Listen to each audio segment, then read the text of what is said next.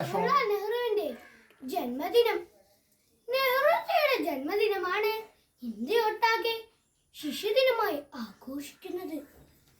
ചാച്ചയെ കുറിച്ച് ഓർക്കുമ്പോൾ കുട്ടികളുടെ മനസ്സിൽ ഓടിയെത്തുന്ന ഒരു രൂപമുണ്ട്.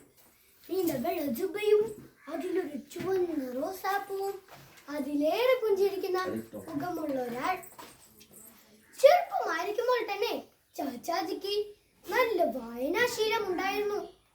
പ്രകൃതിയും പൂക്കളെയും ഒരുപോലെ സ്നേഹിച്ച ചാച്ചാജി കുട്ടികളുടെ ഭാവിക്കായി കരുതലോട് പ്രവർത്തിച്ചു.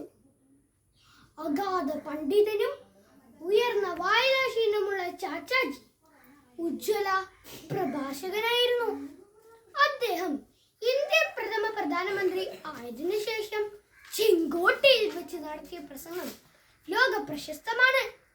Our national objective, strong, free, democratic and socialistic India.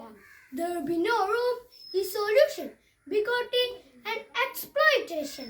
ഭരണഘടനയുടെ ആമുഖത്തിൽ ഇപ്പോഴും ഈ വാക്കുകൾ ഭദ്രമാണ്. നമ്മുടെ ഇന്ത്യ ജനാധിപത്യ ഇന്ത്യയാണ്, മതേതരത്വ ഇന്ത്യയാണ്, സോഷ്യലിസ്റ്റിക് ഇന്ത്യയാണ്. അത്തരം ഇന്ത്യയിൽ മതഭ്രാന്തിനോ ചൂഷണത്തിനോ പ്രസക്തിയില്ല.